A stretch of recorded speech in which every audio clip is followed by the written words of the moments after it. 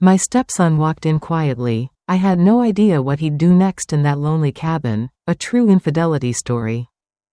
The storm outside was nothing compared to what I felt inside. One look, one quiet moment, and then, everything changed. I froze. He didn't, and somehow, that silence screamed louder than anything I've ever known. I never thought I'd be telling this story, let alone to strangers on the internet, but here I am. Sitting in this chair, heart pounding, wondering if I'll be judged or finally understood. I wasn't always like this. I used to be clear about right and wrong. I was someone's wife, someone's stepmother, a woman who worked, cooked, gave, and forgave until there was nothing left of me but outlines. I followed the rules. I stayed in my lane. I was good. But something happened last winter that I can't unsee, unfeel, or undo. It was supposed to be just a weekend away, a cabin tucked in the snow. A reset after too many months of pretending to be okay. It was me, Tyler, my stepson, and Evan, the little one. I thought I was running from the mess of my past. But in that quiet, snow-wrapped house, something changed. Or maybe, something inside me finally cracked. Tyler walked in, quiet, unassuming, and yet the silence after that was louder than anything I've ever known. This story isn't easy. It's not proud. It's not pretty. But it's mine. And if you've ever been alone, so deeply, painfully alone, that you mistook protection for affection, maybe you'll understand. I'm not here for forgiveness. I just need someone to listen, before I lose the nerve to keep going. People always say time heals everything, but they never tell you what to do while you're waiting. After the divorce, I moved out of the city, just me and the boys. The plan was simple: survive, rebuild, and stay far away from anything that could hurt us again. I told myself I was starting over, but really, I was hiding. The cabin was never meant to be permanent. It was my aunt's, tucked into a quiet hillside, more draft than drywall, but it was safe, secluded, no questions, no gossip, just creaky floors, foggy windows, and the sound of my own breath at night. I worked online, homeschooled Evan, cooked too much food we rarely finished. And when Tyler visited during college breaks, the house felt warmer, not whole, but less hollow. He fixed things, tightened doorknobs, sealed the fireplace, kept Evan laughing. It felt like having an adult in the house again. I didn't realize how much I leaned on him until it was too late. Most nights, I fell asleep fully clothed, too tired to cry, too numb to hope. I told myself that loneliness was better than disappointment. No one called to check in. My world got smaller, quieter. I stopped wearing makeup. I stopped answering texts. I stopped believing that something better was coming. Until that one weekend. That one storm.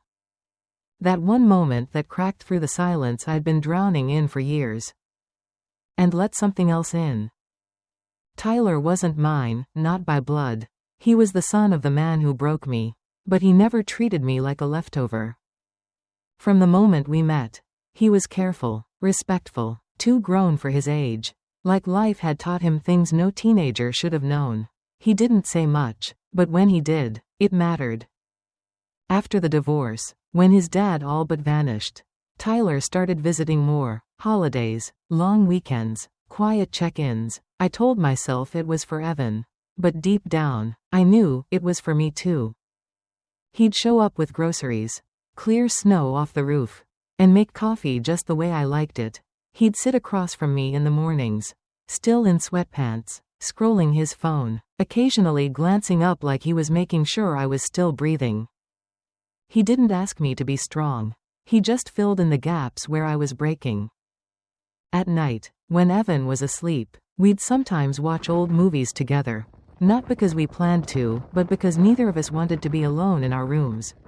He'd fall asleep on the couch, one arm slung over his face. And for a moment, the house didn't feel so empty. He made the silence feel less cruel. I told myself it was comfort, familiarity, something maternal.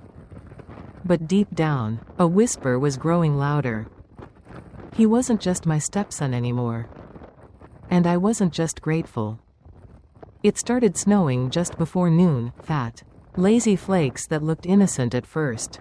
By the time the sun disappeared, the roads were already gone, buried beneath thick white silence. The power flickered once, then again, and then it gave up completely. No cell service, no internet, just the three of us and the fire Tyler had built earlier that morning. I remember the way the flames danced against the windows, reflecting back at me like they knew something I didn't. Evan had fallen asleep on the rug, buried under 3 blankets and a stuffed bear he still wasn't ready to let go of. I carried him to bed while Tyler cleaned up dinner, his back to me, his silhouette steady in the glow of candlelight. The house was warm, but my skin prickled. I took a long shower that night, longer than I needed.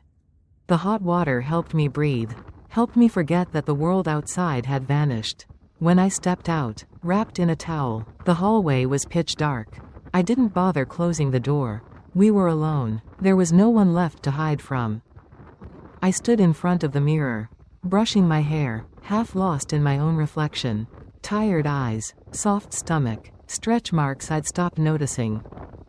That's when I heard it, the soft creak of floorboards. I didn't turn, I didn't speak.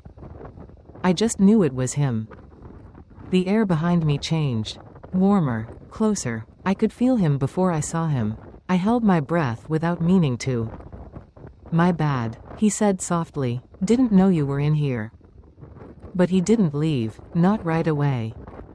His voice was gentle, familiar, but it reached somewhere it shouldn't have. Something shifted. Something that had been waiting in the quiet, just like the storm. And neither of us knew how to stop it. I didn't move. I should have stepped back, should have laughed it off, should have pulled the towel tighter and shut the door. But I didn't. I stood there, frozen, not from fear, but from something else entirely.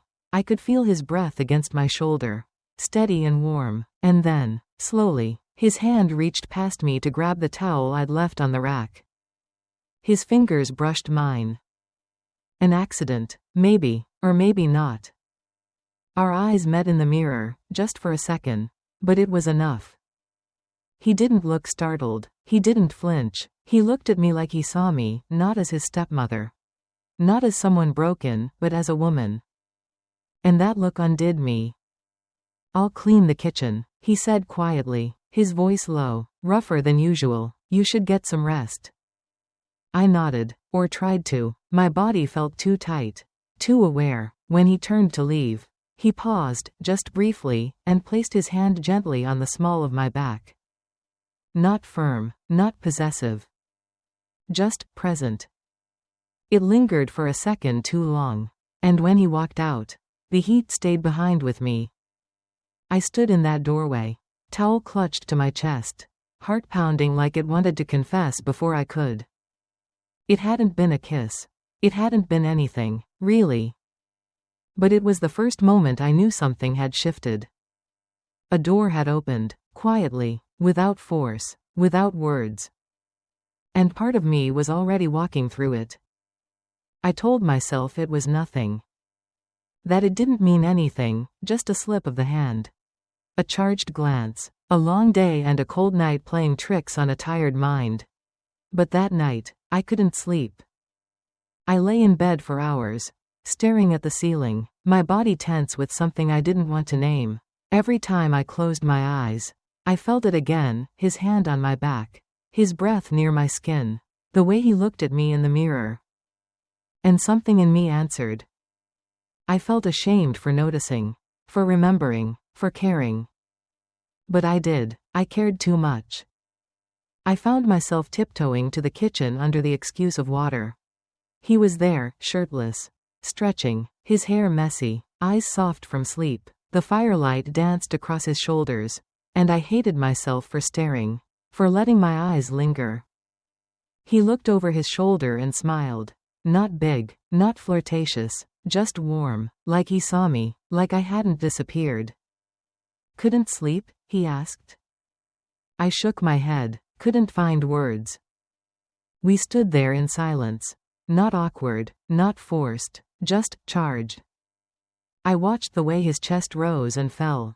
I noticed the curve of his collarbone. The way he leaned against the counter like he belonged there. Like this was normal. And somewhere in the quiet, my body betrayed me. Heat bloomed low in my stomach. My breath caught. My fingers twitched against the cold glass of water in my hand. When I finally went back to my room, I locked the door, not to keep him out, but to keep myself in. I sat on the edge of the bed, trembling. And when my hand drifted beneath the blanket, I hated how natural it felt. How much I missed being wanted. How badly I wanted it to be him. The next morning, I avoided him. I didn't say good morning. Didn't look up when he passed me the coffee. My hands trembled as I held the mug, eyes fixed on the window like the snowstorm outside could somehow swallow everything I'd done inside. Because I knew. Even if nothing had happened, not really, I had already crossed a line. In my mind, in my body. I couldn't stop thinking about how it felt, his warmth behind me. His voice in the dark. That soft hand on my back like a promise I never asked for but desperately needed. I hated myself for it. What kind of woman lets that happen? What kind of mother? Every time I touched the place on my back where he'd rested his hand, it sparked again, like shame wearing the skin of desire. I thought about Evan, about what he'd say if he ever knew, about how fragile his little world was, and how easily I could break it with a single mistake. I tried to distract myself, cleaned the kitchen twice, did laundry that didn't need doing, watched the fire until my eyes burned. But it followed me. His scent lingered on the hallway blanket, his voice echoed in the quiet, and my body ached in ways I didn't know it still could. When I finally collapsed into bed that night, I curled into myself like I could fold the feelings away, but they clung. I didn't want him. I couldn't want him. I wasn't allowed to.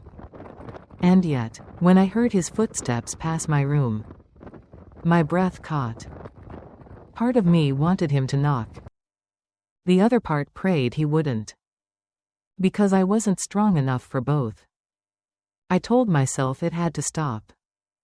That whatever had flickered between us was born out of loneliness, out of isolation, out of the echo chamber that a snowbound cabin can become. It wasn't real. It couldn't be. I made rules, silent ones. No more late-night movies. No brushing past him in the kitchen. No eye contact that lingered too long. No remembering how his hand had felt.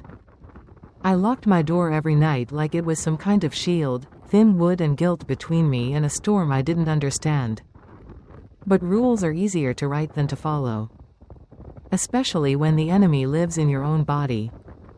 Every time I looked at him, I saw the boy I once drove to soccer practice, and the man who now filled doorways without meaning to. Who carried firewood on one shoulder. Who opened jars for me without asking. Who said, "You okay?" in a way that felt heavier than the words themselves. And every time I remembered that, remembered he was my stepson, the shame rushed back like cold water over fire. But then he'd smile, just slightly, just for me. And all the rules I'd built cracked like old paint. I started counting the days until the snow would melt. Until we could go back to town. Until I could put distance between us and breathe like a normal person again. But every morning brought more silence. More coffee shared across that wooden table. More moments that pressed too close. Too soft. Too much. And I kept losing ground. I hated myself for wishing the storm would last. For wanting more of what I knew would ruin everything. I wasn't a fool, I knew where this road led. I could see the fire in the distance, waiting to burn us both. But the cold had been inside me for so long. The warmth felt like mercy. And I didn't know how to walk away from that. It happened so fast. We hadn't touched, not yet, but something between us had shifted enough that even Evan noticed. It was a small moment, one that shouldn't have mattered. I was washing dishes, and Tyler reached over my shoulder to grab a mug from the cabinet. His arm brushed mine. I didn't move, neither did he, and for just a second, our eyes caught. It wasn't a look lovers share. But it wasn't one a mother and son should either. And Evan saw it. He was sitting at the table, coloring something. I didn't realize he'd stopped until I turned and saw him watching us, not angry. Not scared, just confused. That kind of confusion cuts deeper than judgment. He didn't say anything, just stared, then quietly left the room. The guilt rushed in like a flood. Later that night, I knocked on his door. He was curled up in bed, holding his bear, his little back turned to me. I asked if he was okay. He nodded, but his silence screamed. I wanted to undo it. Take back every breath, every glance, every flicker of heat. And that's when the second hit came. A text. From my ex-husband. No words, just a photo attachment, blurry, grainy, but unmistakable. Me, in the hallway, that night, towel-wrapped, Tyler behind me. He'd installed a camera long ago, when the cabin still belonged to his family. For safety, he'd claimed. He must have forgotten to remove it. Or maybe he hadn't. I stared at the image, heart in my throat. It wasn't graphic, but it said enough. Then the message came. Thought you were better than this. I dropped the phone. My whole body went cold. The walls around me felt like they were closing in. My son was watching me. My ex was watching me. And I was watching myself unravel from the inside out. Secrets never stay hidden. And ours had just started bleeding into the light.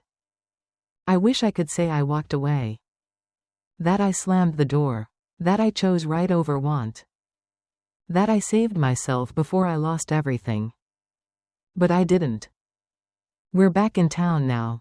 Tyler's gone. Evan doesn't ask questions, but his eyes do. And I keep replaying that night, his warmth, his voice, my silence. I still feel his hand on my back when no one's touching me.